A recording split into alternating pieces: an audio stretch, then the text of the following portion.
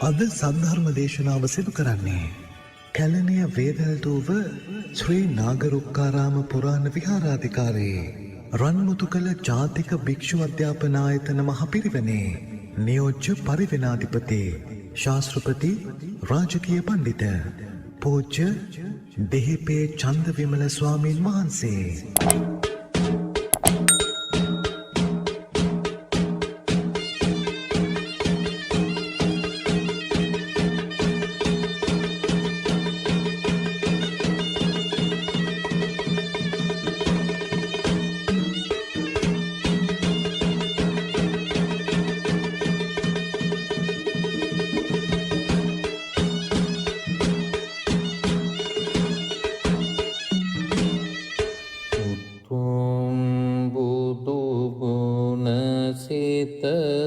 දරාගෙන සදා බුදු හිමි සරණ යන්නෙමි. දෙසූ සදහම් මග හැඳින දැන සදා සදහම් සරණ යන්නෙමි. ඒ දහම් මඟ සැරූ සංඝ ගුණ සොයාගෙන සංඝ සරණ යන්නෙමි. මෙතුම් සරණී ගුණ හැඳින දැන සදා තෙරුවන් සරණ යන්නෙමි. සමන්ත චක්කවාලේසු අත්‍රා ගච්ඡන්තු දේවතා සද්ධම්මං මුනි රාජස්ස සුනන්තු සග්ග මොක්ඛදං ධම්ම ශ්‍රවණ කාලෝ අයං භදන්තා ධම්ම ශ්‍රවණ කාලෝ අයං භදන්තා ධම්ම ශ්‍රවණ කාලෝ අයං භදන්තා. නමෝ තස්ස භගවතෝ අරහතෝ සම්මා සම්බුද්දස්ස. නමෝ තස්ස භගවතෝ අරහතෝ සම්මා සම්බුද්දස්ස. නමෝ තස්ස භගවතෝ අරහතෝ සම්මා සම්බුද්දස්ස. සත්තිමේ භික්ඛවේ ධම්මා සපත්ත කන්තා සපත්ත කරණා කෝදනං ආගච්ඡන්ති ඉත්තිං වා පුරිසං වාතිති.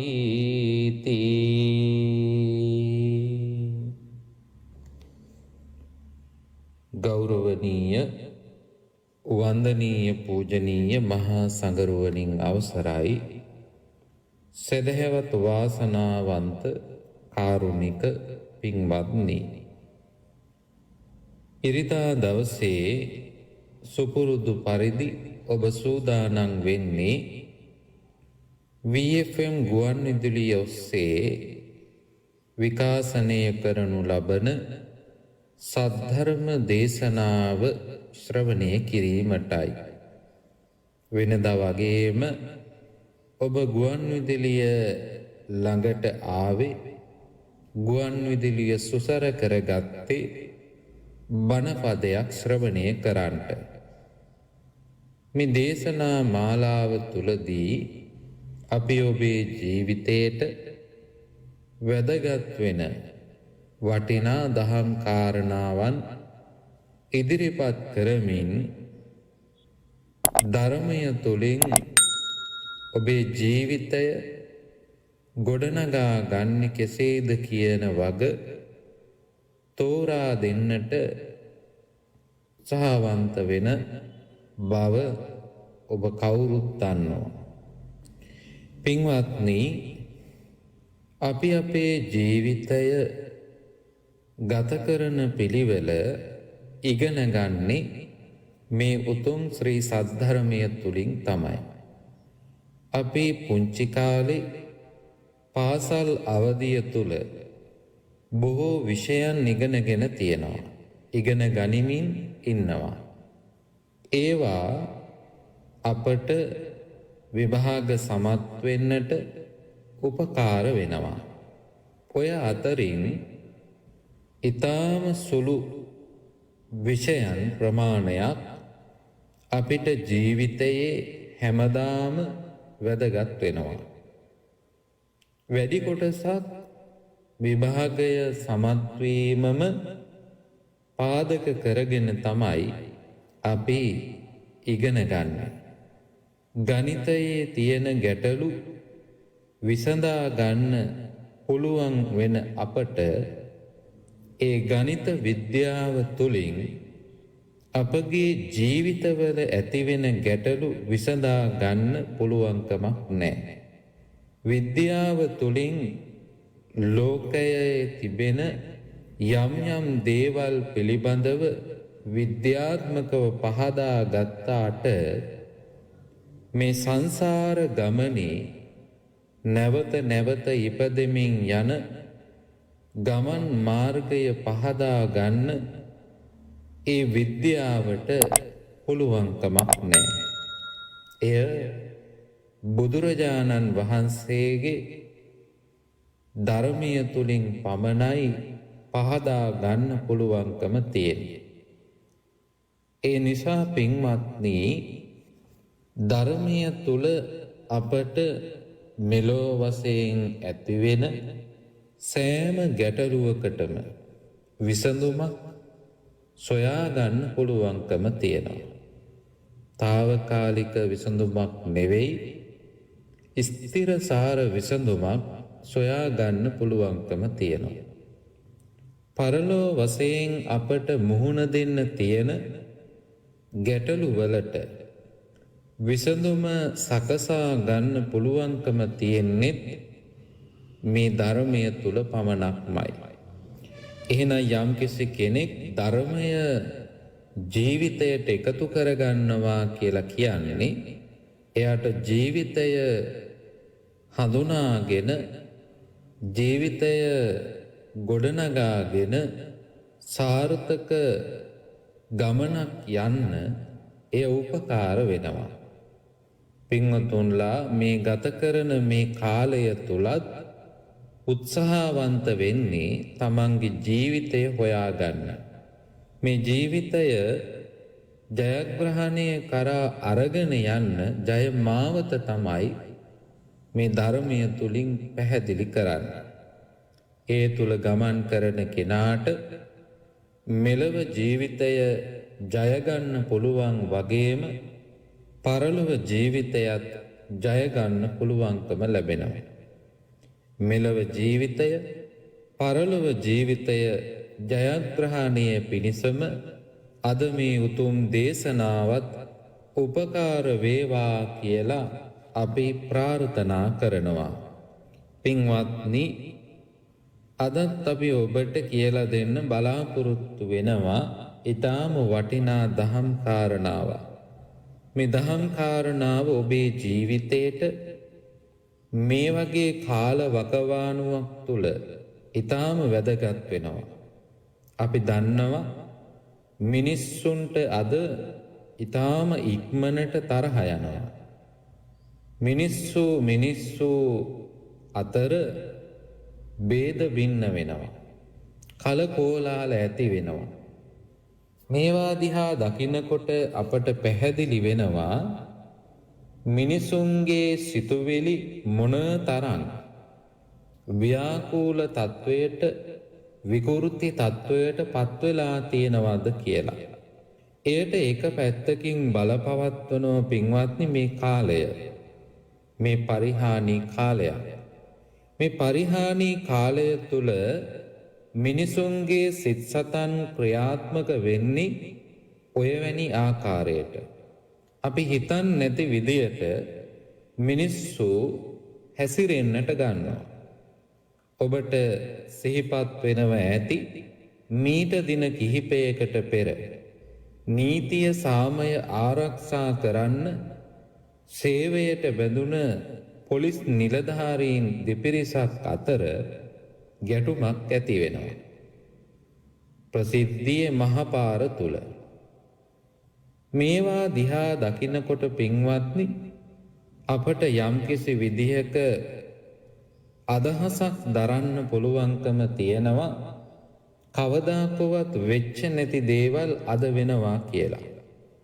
සාමාන්‍ය මිනිස්සු ගැටුණාට පොලිසියේ නිලධාරීන් නැත්තම් පොලිසියේ අය එකිනෙකා ගැටෙනවා අපි මහපාරේදී දකින්නේ නැහැ. ඒත් අද එවැනි දේවල් සිද්ධ වෙනවා. ඒ වගේම මිනිසුන්ගේ විකෘති වූ ස්වභාවයන් එළියට ඉදිරිපත් කරන සිදුවීම් ගණනාවක් අපිට දකින්න ලැබෙනවා. මේවා තුලින් අපට පැහැදිලි වෙනවා මේ පවතින කාලයේ තිබෙන අයහපත් භාවය නිසා මේවා උත්සන්න වෙලා කියලා.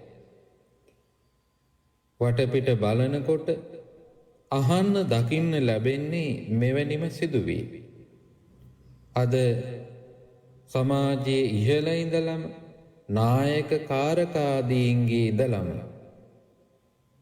අපිට අසන්න දකින්න ලැබෙන්නේ යහපත් දේවල් නෙවෙයි අයහපත් දේවල්.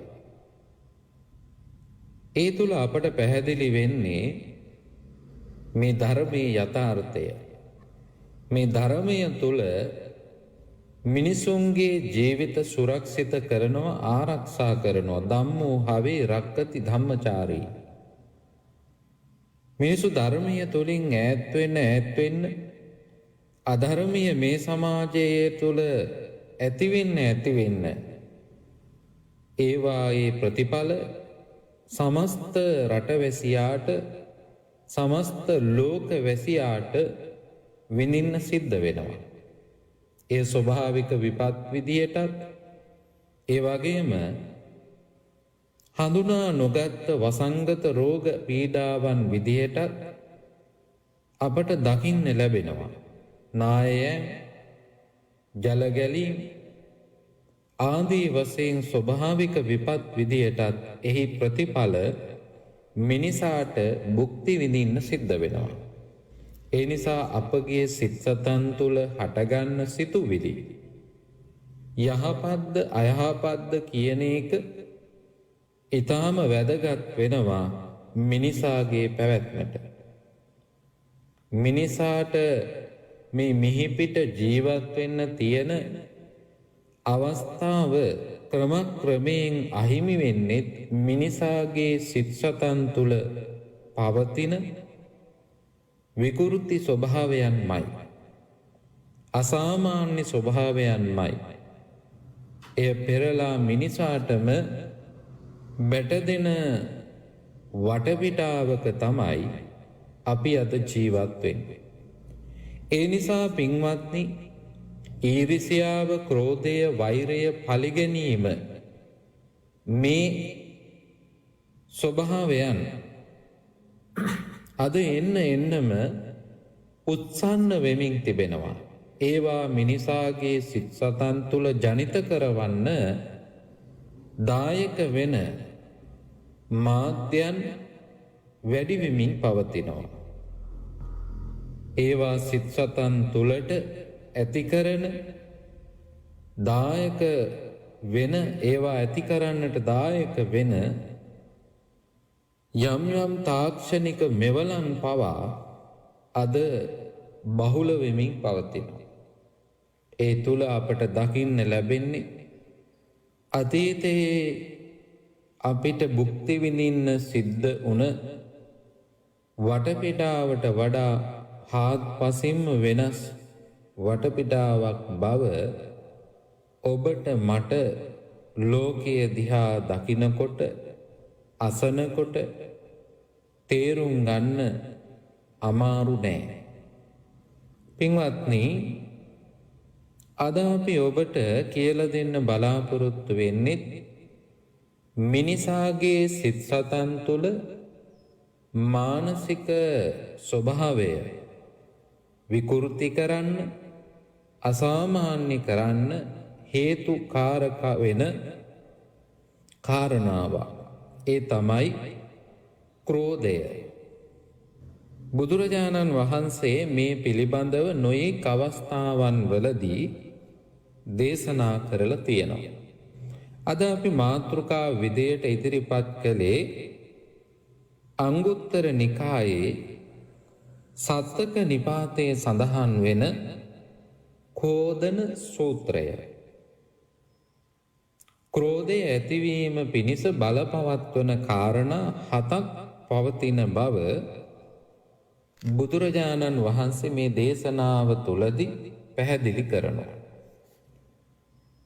සත්තිමේ භික්ඛවේ ධම්මා සපත්ත කන්තා සපත්ත කාරණා කෝධනං ආගච්ඡanti ඉත්ථින් වා පුරිසං වා. මහණෙනි, අනුන්ට ක්‍රෝධ කරන වෛර කරන අය කැමති ඒ අය තුල ඇති කාරණා 7ක් තියෙනවා. ඒ කාරණා 7 එසේ කරන්න ස්ත්‍රීන්ටත් පුරුෂයින්ටත් බලපවත්වන කාරණා 7ක් බුදුරජාණන් වහන්සේ මේ දේශනාවේදී සඳහන් කරනවා. පින්වත්නි, ඔබ දන්නවා ක්‍රෝධය කියලා කියන්නේ මොකක්ද? ක්‍රෝධයත් එක්ක සමගාමීව යෙදෙන නාමයන් කිහිපයක් තියෙනවා. ක්‍රෝධය, තරහව, වෛරය, ද්වේෂය. මේවා තුල තමයි ක්‍රෝධය සිතක් තුල හටගන්නේ. සිතක ඇතිවෙන අව ස්වභාවයක් තමයි මේ ක්‍රෝධය කියලා කියන්නේ. වෙන විදිහකින් සඳහන් කරනවා නම් මෙය චිත්ත වේග සමුදායක්, නරක සිතුවිලි සමුදායක්, ඍණාත්මක ස්වභාවයක් ක්‍රෝධය කියලා කියන්නේ. ඒ සඳහා බලපවත්වන කාරණා 3ක් බුදුරජාණන් වහන්සේ සඳහන් කරනවා.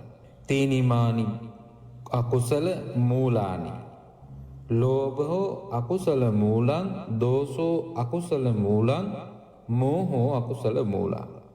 බුදුරජාණන් වහන්සේ පෙන්වා දෙනවා මේ සිතේ අවභාවිතයේ අවස්වභාවයට මේ නරක සිතුවිලි ඇතිවීම පිණිස, මේ චිත්ත වේග ඇතිවීම පිණිස හේතු වන කාරණා 3ක් තිබෙනවා. ඒ තමයි ලෝභ, දෝෂ, මෝහ. මේවා නිසා තමයි එවැනි ස්වභාවයක් ඇති වෙන්නේ. මේවා අකුසල මූල කියලා ධර්මයේ සඳහන් කරන්නේ. මේ අකුසල මූලයන් නිසා පාපී අකුසල චෛතසිකයන් සිත් තුළ ඇති කිරීම සඳහා ඍජුවම දායක වෙනවා. ඒ තුළ පින්වත්නි, මේ ක්‍රෝධය, තරහව, වෛරය, ද්වේෂය කියන තත්වයන් ඇති වෙන්නට හේතු වෙනවා. කෝධන සූත්‍රය තුලින් බුදුරජාණන් වහන්සේ කාරණා 7ක් පෙන්වනවා. කෙනෙකුට ක්‍රෝධය බහුල වීමත් එක්ක ඇතිවෙන සිතුවිලි 7ක් විදියට තමයි එය සඳහන් කරන්නට පුළුවන්කම තියෙන්නේ. ක්‍රෝධය ඇති කරගත්ත කෙනෙක්, තරහව ඇතිව කටයුතු කරන කෙනෙක් හැම වෙලාවෙම අපේක්ෂා කරන අපේක්ෂාවන් 7ක් කිව්වොත් නිවැරදි. තරහකාරයෙක් කෙරෙහි බලාපොරොත්තු වෙන අපේක්ෂා කරන අපේක්ෂාවන් 7ක් විදියටත් මේ සඳහන් කරන්නට පුළුවන්කම තියෙනවා. සත්තිමේ ධම්මා සපත්ත කන්තා සපත්ත කාරණා කෝදනං ආගච්ඡanti. මේ කාරණා 7ක් කැමති වෙනවා ක්‍රෝධය ඇති කරගන්න කෙනා. එයා කෙරෙහි පැමිණෙන අදහස් 7ක් මේ විදියට බුදුරජාණන් වහන්සේ සඳහන් කරනවා. ඒ වගේම ඒ කරුණු 7 පෙරලා තමා කරත් පැමිණෙන බව බුදුරජාණන් වහන්සේ සඳහන් කරනවා. දැන් ක්‍රෝධ කරන කෙනා, තරහ ඇති කරගත්ත කෙනා තමාට වෙන හානිය පිළිබඳව දකින කෙනෙක් නෙවෙයි. ධර්මයේ ක්‍රෝධය විදියට පෙන්눔 කරන්නේ උපමාවකින්. මැඩියාගේ උපමාව තමයි ගන්නෙ. ගෙම්බා නැත්තම් මැඩියා කෑ ගහලා එයාගේ ශරීරය පුම්බ ගන්නවා, වර්ධනය කර ගන්නවා. මෙයා ඒක තව පිම්බීමට ලක් කරගත්තාට එයා දන්නේ නැහැ මේ පිම්බීම එක තැනකදී නතර වෙනවා. ඒ තමයි පුපුරා යෑමත් එක්ක. ක්‍රෝධ කරන්නත් හරියට ඒ වගේම තමයි. ක්‍රෝධයෙන් පිම්බිලා ඉන්න කෙනා සමහර අවස්ථාවන් වලදී ජීවිත හානි වලට පවා ලක්වෙන බව අපි හොඳාකාරවම දන්නවා. අධිරුද්‍ර පීඩනය, ඒ වගේම නොයෙක් රෝගාබාධයන් වලට ලක්වෙන්නේ එවැනි උදවියයි. ඒ අය දන්නේ නැහැ Tamanට වෙන හානිය කොතරම් බරපතලද කියලා. ඒ අය දකින්නේ විරුද්ධවාදියාට ඒ ඇතිවෙන විරුද්ධවාදියා කෙරෙහි ඇතිවෙන සිතුවිල්ල පමණයි. තමාට පෙරලා එය ලැබෙන බව කල්පනා කරන්නේ නැහැ. එතෙන්දී සිහි කල්පනාවෙන් නෙවෙයි කටයුතු කරන්නේ. පින්වත්නි, බුදුරජාණන් වහන්සේ සඳහන් කරනවා මේ ක්‍රෝධ කරන කෙනා, ක්‍රෝධය ඇති කෙනා විරුද්ධවාදියා කෙරෙහි හිතන සිතුවිල්ලක් තමයි අහෝ වත අයං දුබ්බන්නෝ අස්සාති සපත්තෝ සපත්තස්ස ඒවං ඉච්ඡති. එයා කැමති තමන් විරුද්ධවාදියා කෙරෙහි, ඒ පුද්ගලයා කෙරෙහි එයා අවලස්සන වෙනවනම්, එයා කැත කෙනෙක් බවට පත් වෙනවනම්, හැමෝම එයාව ප්‍රතික්ෂේප කරනවනම්, අවලස්සනයි කියලා කියනවනම්, දුර්වර්ණයි කියලා කියනවනම් එයා හරි කැමති. න වන්නවතාය නන්දති. ඔහු ලස්සනට ඉන්නවට කැමති නෑ. කවුරු හරි එයා ගැන එයා හරි ලස්සනයි කියලා කිව්වොත් එහෙම අනේ එයාගේ තියෙන ලස්සන කියලා ඒකට විරුද්ධව ප්‍රකාශ කරන්න පෙළඹෙනවා. ඒ අය තමන්ගේ විරුද්ධවාදියා කෙරෙහි ලස්සන දකින්න කැමති නෑ. එයා වර්ණවත් කෙනෙක් කියලා දකින්න කැමති නෑ. එයා දුර්වර්ණ වේවා කියන ප්‍රාර්ථනාව තමයි එයා තුල තියෙන්නේ. එයාට කවුරුවත් කැමති නැති, එයා ප්‍රතික්ෂේප කරන කෙනෙක් වුණොත් එහෙම අන්න ඒකට කැමති. එයාගේ මුහුණ ලස්සනයි, ඇඟපත ලස්සනයි, ශරීරය ලස්සනයි කියලා කවුරු හරි කියනවා නම් ඒ කියන කෙනත් එක්ක තරහ ගන්න ස්වභාවයක් මේ තුල තියෙනවා. එනිසා පින්වත්නි, එයා කොතරම් ලස්සන වුණත්, එයා කොතරම් පිළිවෙලකට ජීවිතය ගත කළත්, එයා කොතරම් හොඳින් ඉසරවුල් බාලා හොඳ පිරිසුදු ඇඳුම් මැදගෙන හිටියත්, ඒ ක්‍රෝධ කරන කෙනා එයාව දකින්නේ අවලස්සන කැත කෙනෙක් විදියට. එහෙම ඉන්නවනම් එහෙම ඉන්න එකට තමයි ඒ අය කැමති. මේ තමයි පළවෙනි සිතුවිල්ල. බලන්න මේ තුල එයා මොනතරම් අපහසුවකටපත් වෙනවද කියලා. දැන් කෙනෙක් තුල තියෙන ඇත්ත ස්වභාවයක් දකින්න බැරුව, එයා තුල නැති, එහෙම නැත්නම් එයා තුල අපි දකින්න කැමති අවලස්සන ස්වභාවයක් කියලා කියන්නේ, ඒකට පින්වත්නි මේ ස්වභාවය දකින්න එයා කොච්චර වෙහෙසකටපත් වෙන්නට ඕනද? එතන ස්වභාවයක් නැහැ. එයා ලස්සනට ඇඳලා කරලා ඉන්න කෙනෙක්. හැබැයි මෙයා හිතන්නෙම එයා කැතට ඇඳලා ඉන්නේ. එයා සුවඳ විලවුන් ගහගෙන හිටියට එයා ළඟ ගඳයි කියන හැඟීම තමයි, දකින්න තමයි එයා කැමති. තේම වුණාම පින්වත්නි, එයාගේ සිත මොනතරම් වෙහෙසකටපත් වෙනවද කියලා එයාටම තේරෙන්නේ නැහැ. එයයි අන්තිමේදී දුර්වර්ණ වෙන්නේ, අවලස්සන වෙන්නේ. ඒ වගේම එයාගේ තියෙන වර්ණවත් භාවයක් තියෙනවා නම් ඒකත් වියකිලා යන්නේ එහෙම ක්‍රෝධ කරන කෙනාගෙමයි. ඒ නිසා යම්කිසි කෙනෙක් එසේ කටයුතු කරනවා නම් තව තවත් ක්‍රෝධය වර්ධනය වීම පිණිසයි හේතු වෙන්නේ. බුදුරජාණන් වහන්සේ තවත් සිතුවිල්ලක් ඇති වෙනවා කියලා මෙයා තුල සඳහන් කරනවා. අහෝ වත අයං දුක්ඛං සයයාති.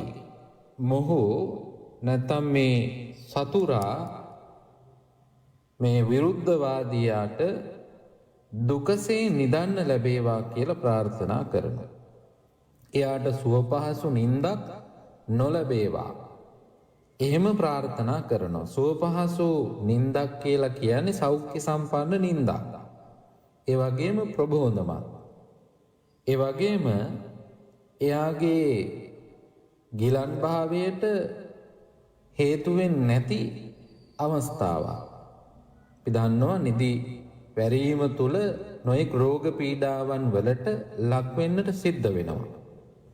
එයාගේ උදාසීනකමට හේතුවක් බවට පත් වෙනවා. අලසකමට හේතුවක් බවට පත් වෙනවා. ක්‍රෝධය ඇති කෙනා මේ ස්වභාවයමයි ප්‍රාර්ථනා කරන්නේ. මගේ තරහකාරයට, අහවලාට සුවසේ නින්දක්වත් නිදාගන්න හැකියාවක් නොලැබේවා. මේ තමයි ඒ අයගේ සිතුවිලි. පින්වත්නි, මේ විදිහට තමන්ට එහෙම සිතන්න යෑම තුළ,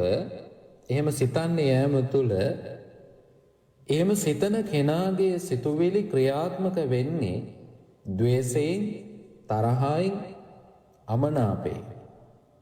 මේ තුල තව තවත් එයාගේ සිත තුල මේ විකෘති මානසික ස්වභාවය තමයි වර්ධනය වෙන්නේ. අපි දන්නවා කෙනෙක්ගේ සිතක් තුල යහපත් සිතුවිලි දරන්න යොමු වෙනකොට ඒ යහපත් සිතුවිලි වලදී ස්නායු පද්ධතිය පවා ප්‍රබෝධමත් වෙනවා. හැබැයි අයහපත් සිතුවිලිත් එක්ක වෛරය, තරහව, ඊර්ෂ්‍යාව, පලිගැනීම කියන සිතුවිලිත් එක්ක මේ ස්නායු පද්ධතිය පවා අක්‍රිය වෙනවා. ඒ තුල රෝගීන් බවට පත් වෙනවා. තොට මේ විදිය සිතුවිලි දරන්න ක්‍රෝධ කරන කෙනා අර ගෙම්බා පුම්බල පුපුරා යන්නාසේ ඒ පුද්ගලයාගේ ස්වභාවයත් ඒ වගේමයි. එහෙත් එයා දන්නේ නැහැ මේ තමන්ගේ යථා ස්වභාවය කියලා. ඒ නිසා එයා කැමති තමන්ගේ විරුද්ධවාදියාට සුව පහසු නින්දක් ලැබෙන්නේ නැත්තම්. එයා කොච්චර සුව පහසු නින්දක් ලබන්න උත්සාහ කරත් ඒ තුල තමන්ටයි ඒ සුව පහසු නින්ද නොලැබී ගිහිල්ලා තියෙන්නේ. ඒ වගේම තුන්වෙනි කැමැත්ත විදිහට මේ දේශනාවේදී සඳහන් කරනවා අහෝ වත අයං න පෞරත්තෝ අස්සාති. මොහු ධනවතෙක් නොවේවා. මගේ හතුරාට ධනය ලැබෙන්න එපා. ඔහු දුප්පතෙක් වේවා. මෙහෙම හිතන්නේ හතුරාට ධනය ලැබීම අකමැති නිසා. න සපත්තෝ සපත්තස්ස පෞරත්තාය නන්දති. ඔහු පිරිහි අනුන්ගෙන් ඉල්ලන තැනට වැටෙනවා නම් එයා හරි කැමති. පේනවද? ඔන්න මහපාරටම වැටිලා කියලා ඒ අය සිගමන් යදින තැනට වැටුනොත් ඒකට බොහෝම කැමැත්තක් දක්වනවා මේ ක්‍රෝධ කරන කෙනා. අනුන්ගෙන් ඉල්ලන තැනකට ලක් වෙනවා නම්, පත් වෙනවා නම් එයා හරි සතුටටපත් වෙනවා. ඒක තමයි යාගේ ප්‍රාර්ථනාව. හැබැයි එයා දන්නේ නැහැ එය තමා කරහත් පැමිණෙන බව. අත්තෝ මේ ගති හෝති මඤ්ඤාති. එය පෙරලා තමා කරා පැමිණෙන බව ධර්මයේ තුල පැහැදිලි කරන්නේ. ඒ වගේම තමයි මේ ක්‍රෝධය ඇති වුණාට පස්සේ පින්වත්නි සිතේ ඇතිවෙන චිත්තාවේගයක් තමයි න භෝගාව අස්සාති. මොහුට භෝග සම්පත් නොලබේවා. ධනය නොලබේවා කියලා ප්‍රාර්ථනා කරන කෙනා ඊළඟට ප්‍රාර්ථනා කරනවා මොහුට භෝග සම්පත් නොවේවා.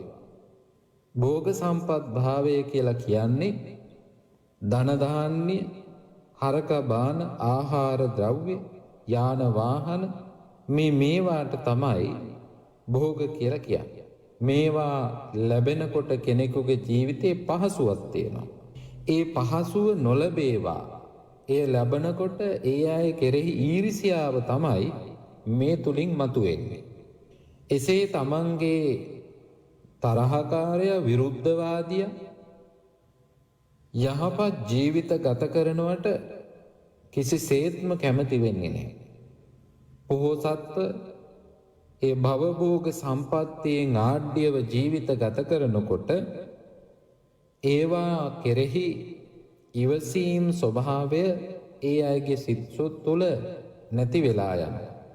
ඒ වෙලාවට කටයුතු කරන ආකාරය ඔබට මැවි මැවි පෙනෙනවා ඇති කියලා මම විශ්වාස කරනවා. ඒ තමයි Taman කෙරෙහි පැමිණෙන විපාකය. පින්වත්නි, බුදුදහමේ අපට පෙන්වන භෝග සම්පත් ළඟා කරගන්න ආකාරය. එය ධාර්මික විදිහටයි ලබා ගන්නට ඕන.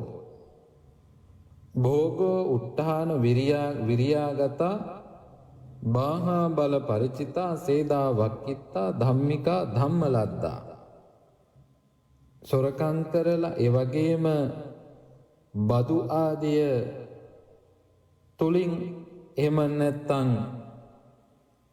යම් පීඩාවකට ලක් කරලා ගන්න ධනය නෙවෙයි, නැත්නම් භෝග සම්පත්තිය නෙවෙයි භුක්ති විඳින්නට ඕන.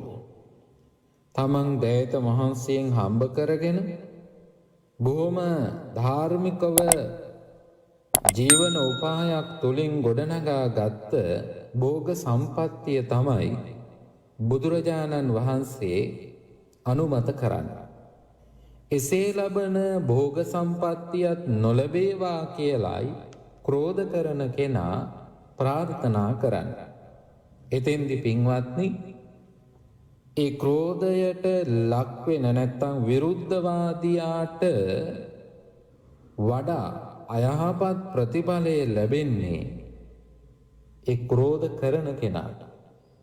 එයා මොනතරම් අපහසුවකට පත්වෙනවද මෙහෙම සිතුවිලි දරන්න. පහසුවෙන් නෙවෙයි එය සිද්ධ වෙන්නේ, අපහසුවෙන්. ඒ නිසා තමන්ගේ විරුද්ධවාදියා සිගමනට වැටිලා එයාට කිසිම භෝග සම්පත්තියක් නොලැබී ආහාර ටිකක්වත් නොලැබී එයාගේ තියෙන සියල්ල විනාශ වේවා කියලා ප්‍රාර්ථනා කරන්න, ඒ තත්වයට පත්වෙන්න, සිත පත් කරගන්න බොහෝ වෙහෙසකට පත්වෙන. දත්මිටි කාගෙන, දාඩිය වගුරුවගෙන, ඇස් රතු කරගෙන තමයි එයා ශාරීරික වශයෙන්ුත් ඒට සූදානම් වෙන්නේ. මානසික වශයෙන් බොහෝම අපහසුතාවයට පත්වෙනවා. බුදුරජාණන් වහන්සේ පෙන්වනවා පින්වත්නි, මේ ක්‍රෝධ කරන කෙනා තවත් අපේක්ෂාවක් තියෙනවා. ඒ තමයි අහෝ වත අයන්න යසවා අස්සාති. එයා ප්‍රාර්ථනා කරනවා යසස, කීර්තිය, සමාජ පිළිගැනීම, ඒ වගේම එකිනෙකාගේ ප්‍රසාදයට ලක්වීම නොලැබේවා කියලා ඒ විරුද්ධවාදියාට. එයා බොහොම ධාර්මිකව ජීවිත ගත කරන නිසා තමයි එයාට ඒ පිළිගැනීමට ලක් වෙලා තියෙන්නේ, කීර්තියට ලක් වෙලා තියෙන්නේ, ප්‍රසාදයට ලක් වෙලා තියෙන්නේ. හැබැයි එවැනි වූ තත්වයක් තුළ විරුද්ධවාදියාගෙන් දකින්න කැමති නෑ ක්‍රෝධ කරන කෙනා. එයා කැමති හැම වෙලාවෙම එයාට ප්‍රශංසා, කීර්ති, ගෞරවම්ුණාම දෙන කට්ටියත් එක්කත් තරහ වෙලා තමයි එයා කටයුතු කරන්නේ. යම් විදියක තමන්ගේ තරහකාරයාව ප්‍රශංසාවට ලක් කරනවා නම් ඒ ප්‍රශංසාවට ලක් කරන උදවිය එක්කත් රණ්ඩු සරුවල් වෙන්න මෙයා පෙළඹෙනවා. ඇයි? මෙයාගේ කැමැත්තක් නෑ තමන්ගේ විරුද්ධවාදියාව ඒ විදියට දකින්න. ප්‍රශංසාවට ලක් වෙන, කීර්තියට ලක් වෙන, සමාජයේ පිළිගැනීමට ලක් වෙනවා නම් සමහර වෙලාවට එයා එවැනි දේවල් වළක්වන්නත් උත්සාහ කරන කෙනෙක්. අප්‍රසාදයට හේතු වෙන අභූත චෝදනාවන් එල්ල කරලා එයා ඒ විදියට අප්‍රසාදයට ලක් කරලා සතුටු වෙන්න කැමති කෙනෙක්. පින්වත්නි, මෙවැනි අය මේ සමාජයේ ඕනෑ තරම් ඉන්නවා. තමන්ගේ විරුද්ධවාදියාට, තරහකාරයාට නොයෙක් දේවල් සිද්ධ කරලා, එයාගේ චරිතය ඝාතනය කරලා, එයාගේ නැති අගුණ කියලා එයාව අප්‍රසාදයට ලක් කරන්න වෙහෙසෙන, මහන්සි වෙන අය මේ සමාජය තුලත් අපි ඕනෑ තරම් දැකලා තියෙනවා. ඒක තමයි ක්‍රෝධ කරන්නාගේ ස්වභාවය. ඒ ක්‍රෝධ කරන කෙනා ඒවට ගොඩක් වෙහෙසෙනවා, මහන්සි වෙනවා විතරක් නෙවෙයි, ඒ වෙනුවෙන් වියදම් කරන්නත් සිද්ධ වෙනවා යාට. නමුත් පින්වත්නි, ඒකේ අයහපත් ප්‍රතිඵලය තියෙන්නේ ඒ ක්‍රෝධ කරන කෙනාටමයි. ඒ ක්‍රෝධය බලවත් වීම නිසා සමහර වෙලාවට කාට හරි සමාජ පිළිගැනීමක් සිද්ධ කරොත් ඒක දරා ගන්න බැරුව එයාගේ ජීවිතය පවා හානි වෙන්න පුළුවන්කම තියෙනවා. එයා නොකරන දෙයක් නැති තැනටපත් වෙනවා. ඇතැම් වෙලාවට මිනිස්සෙක් විදියට කිසිම විදියකින් අනුමත කරන්න බැරි දේවල් පවා එයා සිද්ධ කරන්න පෙළඹෙනවා. ඒක තමයි මේ ක්‍රෝධයේ ස්වභාවය. ඒ තරම් භයානක මානසික ස්වභාවයක් තමයි ක්‍රෝධය කියලා කියන්නේ. තරහව තව සංවර්ධනය වෙලා තැම්පත් වෙන ස්වභාවය තමයි ක්‍රෝධය කියලා කියන්නේ. එය බලවත් අවස්ථාවක්. එයාට පින්වත්නි හරියට නිින්ද යන්නෙත් නැහැ. එයාට කෑමක් බීමක් ගත්තත් එය ශරීරයට පත්‍යම් වෙන්නේ නැහැ. එයා හැම වෙලාවෙම කලබලයෙන් ගත කරන්න. එයා හැම වෙලාවෙම තරහ අරගෙන කටයුතු කරන්න. සමහර වෙලාවට එයා තමන්ගේ අයත් එක්ක තරහින් තමයි ජීවත් වෙන්නේ. අම්මා තාත්තා එක්ක, ස්වාමියා එක්ක, භාර්යාව එක්ක, දරුවන් එක්ක. එයාගේ මුළු ජීවිතය පුරාවටම තියෙන තරහ. ඒ නිසාම නොයෙක් රෝග පීඩාවන් වලටත් එයා ලක්වෙන කෙනෙක් බවට පත්වෙන. පින්වත්නි, බුදුරජාණන් වහන්සේ සඳහන් කරනවා තවත් අපේක්ෂාවක් තියෙනවා. ඒ තමයි අහෝ වත අයන්න මිත්තාවා අස්සාති. මොහුට යහළුවන් නැති වේවා. කවුරුවත් මෙයාට නොලබේවා. යහළුවන් මිත්‍රාදීන් කිසිම කෙනෙක් මෙයාගේ ජීවිතේ ඉන්නවට, එයාට උදව්පකාර කරගෙන ඉන්නවට ඒ ක්‍රෝධය ඇති කෙනා කැමති නෑ. එයා කැමති එයාට හතුරු බහුල වෙනවනම්, මිතුරු ඈත් වෙනවනම්, මිතුරන් නැතිව ඉන්න තියෙනවනම් අන්න ඒකට තමයි ක්‍රෝධ කරන කෙනා කැමති. තමන්ගේ විරුද්ධවාදියාට මිතුරන් ලං වෙනකොටත් ඒ අය නැති කරන්න, ඒ අය විරසක කරන්න එයා කටයුතු කරනවා. බලන්න ක්‍රෝධය මොනතරම් ප්‍රබලද. අපිට මේ සමාජය තුළ අසන්න දකින්න ලැබෙන දේවල් එක්ක එය මනාව පැහැදිලි වෙනවා. ඇතැම් වෙලාවට ක්‍රෝධය ඇති කරගෙන ඉන්න කෙනා, ඒ විරුද්ධවාදියාගේ මිතුරන් පවා එයා කෙරෙහි බිඳුවන අවස්ථාවන් අපි අහලා තියෙනවා, දැකලා තියෙනවා. එයාගේ යහළුවන්ට බොරු කියලා, කේලම් කියලා, එයා ගැන වැරදි කියලා, මේ පුද්ගලයා මෙහෙමයි, ඔයාලා ආශ්‍රය කරන්න එපා, මේ විදියට කියලා පින්වත්නි එයා කෙරෙහි මිත්‍රත්වය අහිමි කරන තැනට ක්‍රෝධය තිබෙන කෙනා කටයුතු කරනවා. ඒ ක්‍රෝධය ඇති කරගත්ත කෙනා ඒ වෙනුවෙන් වෙහෙසෙනවා, මහන්සි වෙනවා විතරක් නෙවෙයි, නොයෙක් දේවල් එයා කැප කරනවා. එයාගේ කාලය, ධනය, ශ්‍රමය සියල්ල කැප කරමින් එයා විරුද්ධවාදියාට එරෙහිව විරුද්ධකම් කරනවා. ඒ තුල එයා තව තව ක්‍රෝධය වර්ධනය කරගන්න කෙනෙක් බවට පත් වෙනවා.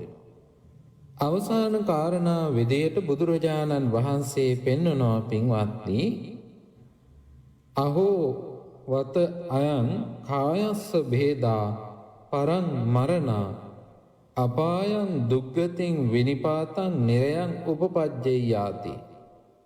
මේ තැනටත් ක්‍රෝධය බලවත් වෙනවා. පින්වත්නි, අපි දන්නවා කෙනෙක් නිරයට වැටුණොත් දුක් විඳින්න සිද්ධ වෙනවා. ඒ නිරයේ විඳින දුක් වේදනාවන් පිළිබඳව බුදුරජාණන් වහන්සේ නොයෙක් අවස්ථාවන් වලදී සඳහන් කරලා තියෙනවා. එවැනි වූ සිතුවිල්ල ක්‍රෝධ කරන කෙනා දරනවා මොකද්ද? මරුණට පස්සේ තමන්ගේ විරුද්ධවාදියා අපායේ දුක්ඛිත ජීවිතයක් ගත කරන්න, එයාට ඒ අපායගාමී උපතක් ලැබේවා කියලා ප්‍රාර්ථනා කරනවා. පින්වත්නි බලන්න, මනුස්සකමටවත් ගැළපෙන සිතුවිල්ලක් නෙවෙයි. මිනිස්සෙක් විදියට කිසිම විදියක සාධාරණ සිතුවිල්ලක් නෙවෙයි. ඒ කවුරුත් දන්නවා කෙනෙක් නිරයට වැටුනොත් ඒ නිරයේ විඳින්න වෙන කාලය මොනතරම් ප්‍රබලද, මොනතරම් දීර්ඝද කියලා. ඇත්තටම මේ තුල සිද්ධ වෙන්නේ මොකක්ද? ඒ ක්‍රෝධ කරන කෙනාට තමයි පෙරලා නිරේගාමී උපතක් සිද්ධ වෙන්නේ. එයාට මරණ මංචකයේදී සිහිපත් වෙන්නේ අර ක්‍රෝධය, ඒ ක්‍රෝධයට ලක්වෙච්ච පුද්ගලයා. ඒ කාරණාව මේ ක්‍රෝධය බලවත් වෙන්න බලපවත්වන හේතු කාරණාවන් බුදුරජාණන් වහන්සේ පෙන්වනවා ආඝාත වත්තුක කියලා දේශනාවක. තරහවට හේතු වෙන කාරණාව අතීතය වෙන්න පුළුවන්, වර්තමානය වෙන්න පුළුවන්, අනාගතය වෙන්න පුළුවන්. අතීතයේ මට මෙහෙම කළා කියලා තරහ ඇති කරගන්න. ඒ ඔස්සේ තව තව ඒවා ගොනු කරගන්නවා මගේ අම්මට, මගේ තාත්තට, මගේ දරුවන්ට, මගේ ස්වාමියාට, මගේ භාර්යාවට අනර්ථයක් කළා කියලා, මගේ වටපිටාවේ ඉන්න අයට අනර්ථයක් කළා කියලා තරහ ඇති කරගන්නවා.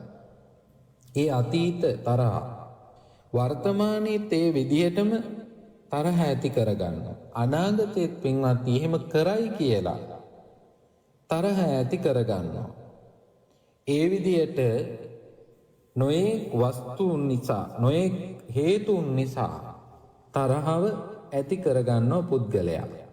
සමහර වෙලාවට අපි දන්නවා ඒ තරහට හේතු වෙන කාරණාව ඊටාම දීර්ඝ කාලයක් ගත වෙලා. හැබැයි ඒ කාරණාව අමතක කරලා නැහැ. මං කවදාකවත් මේක අමතක කරන්නේ නැහැ. මට කරපු දේවල් මට හොඳට මතකයි අද ඊයේ වගේ. එහෙම කියා එය තව තව ශක්තිමත් කරගන්න. පින්වත්නි, මරණ මංචකයේදී පවා මේ සිතුවිලි තමයි කෙනෙකුගේ ඉදිරිපත් වෙන්නේ. ඔබට මම යෝජනාවක් කළොත් ඔබ මේ වෙලාවේ ඇස් දෙක පියාගෙන මෙනෙහි කරගන්න ඔබ කරපු මේ මාස දෙකකට පෙර කරපු යහපත් දෙයක්. දන් දුන්න එකක්, එහෙම නැත්නම් කෙනෙකුට උදව්වක් උපකාරයක් කරපු එකක්. මේ වගේ යහපත් දෙයක් මෙනෙහි කරගන්න ඔබට ටික වෙලාවක් ගත වෙනවා. ඇස් දෙක පියාගත්ත ගමන්ම ඒ දේවල් මනසට එන්නේ නැහැ. හැබැයි මම කිව්වොත් එහෙම ඔබේ මීට මාස දෙකකට තුනකට එහාදී හරි, එහෙම නැත්නම් අවුරුද්දකට එහාදී හරි ඔබට හතුරුකම් කරපු කෙනෙක් මෙනෙහි කරගන්න කියලා ඔබේ මනස ඊටාම වේගයෙන් ඒ දිහාවට යනවා. ඒක තමයි පින්වත්නි යථාර්ථය. අපි යහපත් දේවල් තුල ජීවත් වෙන කාලයට වඩා අයහපත් දේවල් තුල, අයහපත් සිතුවිලි තුල ජීවත් වෙන කාලය වැඩි. ඒ නිසා තමයි අපට එය වැඩි වැඩියෙන් මෙනෙහි වෙන්නේ. අපි උත්සාහවන්ත වෙන්න ඕන අපේ සිත කිලුටු වෙන, අපේ සිත පීඩාවට ලක් වෙන, අපේ සිත දූෂ්‍යයට ලක් වෙන සිතුවිලි වලින් වේගයෙන් ඈත් වෙන්න, ඉවත් වෙන්න. අපේ සිතට සහනය ගෙන දෙන්න, අපේ සිතට පහසුව ඇති කරන, සුවය ඇති කරන සිතුවිලි වල අපි වැඩි කාලයක් ජීවත් වෙන්න කටයුතු කරන්න ඕන.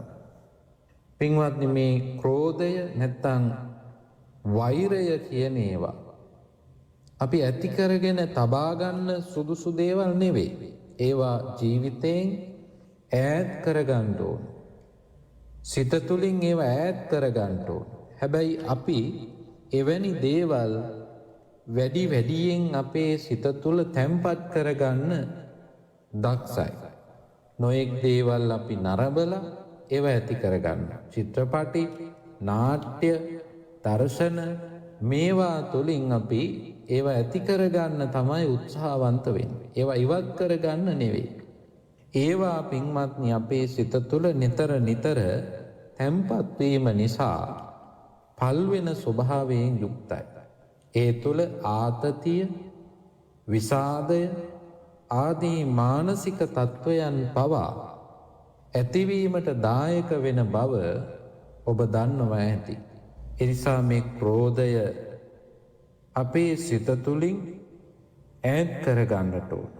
ක්‍රෝධය හරියට ගින්නක් වගේ පිච්චි පිච්චි ඉන්නට සිද්ධ වෙන තත්වයක් තමයි ක්‍රෝධය තුළ තියෙන්නේ. ක්‍රෝධය ඇති කරගන්න කෙනාට තමයි බරපතල හානිය තියෙන්නේ.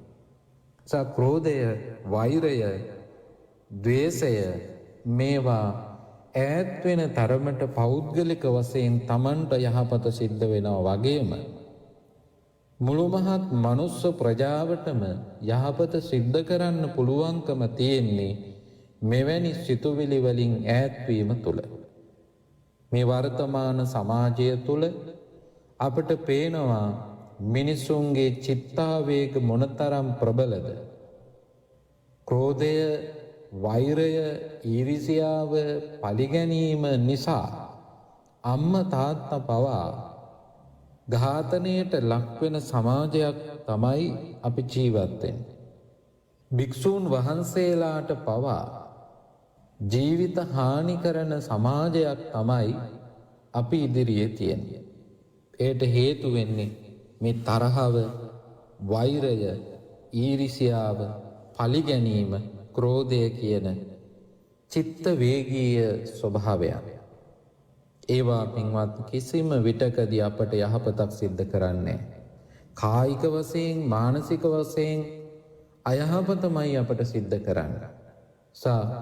මෛත්‍රිය, දයාව, අනුකම්පාව අපේ සිත් තුළ වර්ධනය කරන්න ඕන අපි නිතර නිතර. ඒ තුළ අපට යහපත සිද්ධ වෙනවා වගේම මේ මුළු මහත් විශ්වයටම යහපත උදා කරන්න පුළුවන්කම තියෙනවා. ඒ තුළ පමණයි පින්වත්නි මිනිසාට හිතකර පරිසරයක් නිර්මාණය කරන්න පුළුවන්කම තියෙනවා. මිනිසාට යහපත් ජීවිත ගත කරන්න වටපිටාව සකසන්න පුළුවන්කම තියෙන්නේ ඊරිසියාව, ක්‍රෝධය, වෛරය, පලිගැනීම කියන කාරණාවන් මත නෙවෙයි. මෛත්‍රිය, කරුණාව, දයාව, අනුකම්පාව, අවිහිංසාවාදය කියන කාරණාවන් නිසා තමයි මිනිසාට හිතකර පරිසරයක් නිර්මාණය වෙන්නේ. ඒට දායක වෙන්න ඔබත් අදිස්ථාන කරගන්න කියලා අද අපි ඔබට සිහිපත් කරනවා බොහොමත් කරුණාවෙන්. ඔබ අද ශ්‍රවණය කළේ කෝදන සූත්‍රය. අංගුත්තර නිකායේ කෝදන සූත්‍රයේ කාරණා 7ක් බුදුරජාණන් වහන්සේ පෙන්වනවා. ක්‍රෝධය ඇති කරගත්ත කෙනා තුළ සිතුවිලි වශයෙන් ඇතිවෙන සිතුවිලි 7ක් විදියට පෙන්වා දෙනවා. මෙය 7ක් කියලා කිව්වට 7ක් පමණක්ම නෙවෙයි, ඊට වඩා වැඩි වෙන්න පුළුවන්. ඊට වඩා අඩු වෙන්න පුළුවන්. මේ දේශනාව තුළදී 7ක් දේශනා කරනවා. ඒ 7 තමයි අද ඔබ ශ්‍රවණය කළේ.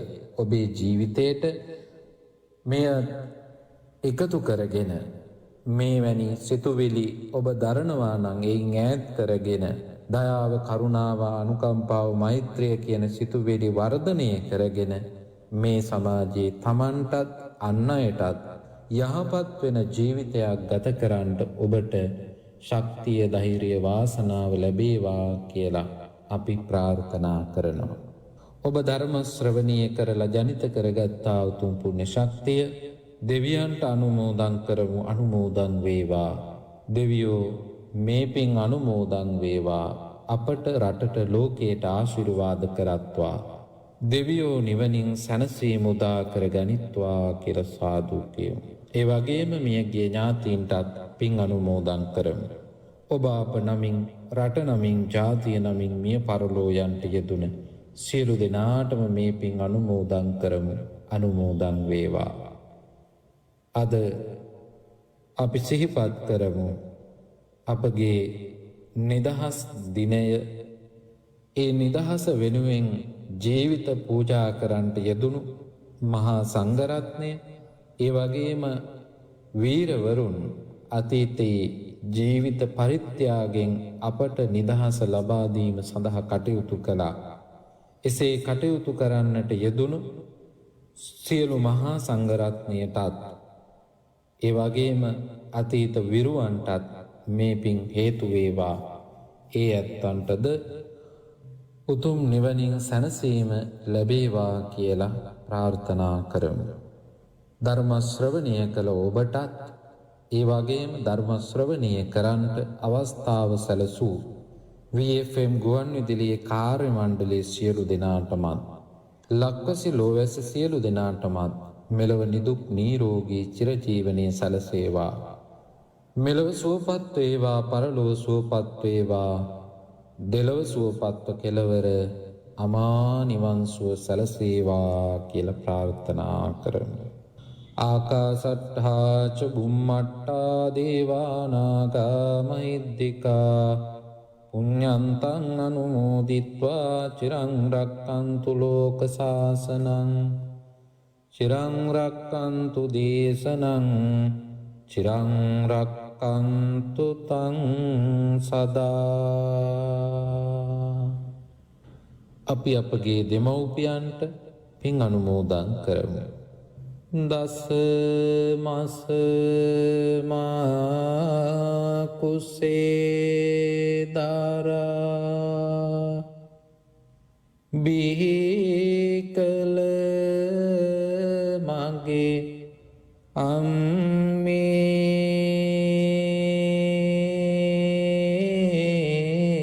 අම්මේ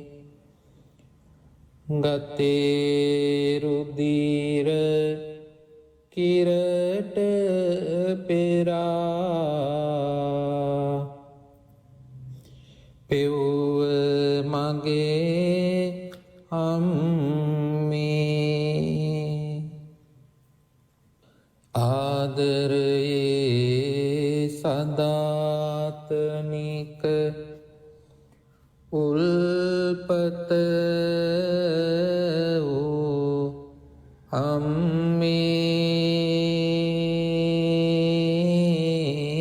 අම්මේ මේ පින්ගෙන කෙලෙස් නිවා සැනසේවා අම්මේ.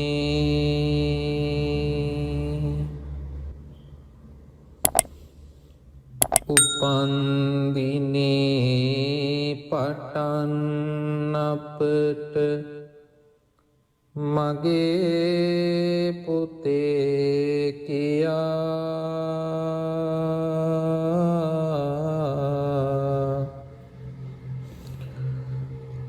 ආදරයෙන් කරුණාවෙන්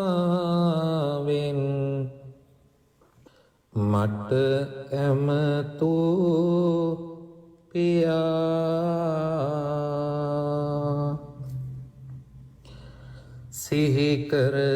සිහිකරනවා පපුවේ තියෙන උතුම් ගුණය දයා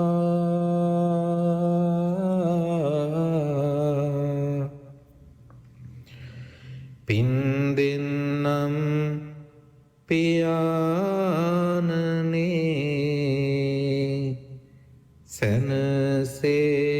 සැනසේවා කියා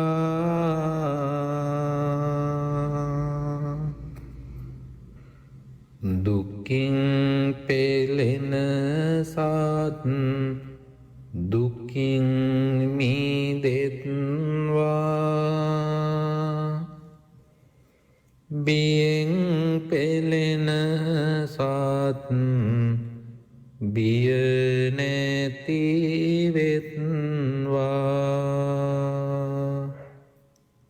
සොවින් තැවෙන සත් සොම්නස් වෙත්වා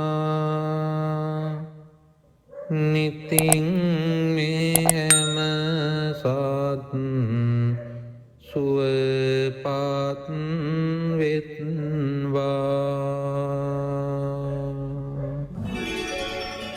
දෙලොව හිතසුව වැඩසුව පිණිස අප වෙනුවෙන් ශ්‍රී සද්ධර්මය දේශනා කොට වදාළ පූජ්‍ය දෙහිපේ චන්දවිමල ස්වාමීන් වහන්සේට ධර්මය ශ්‍රවණයට එක් වූ සකල ලෝවාසී ඔබ සැමට මේ කුසල් මහිමය අනුමෝදන් වේවා.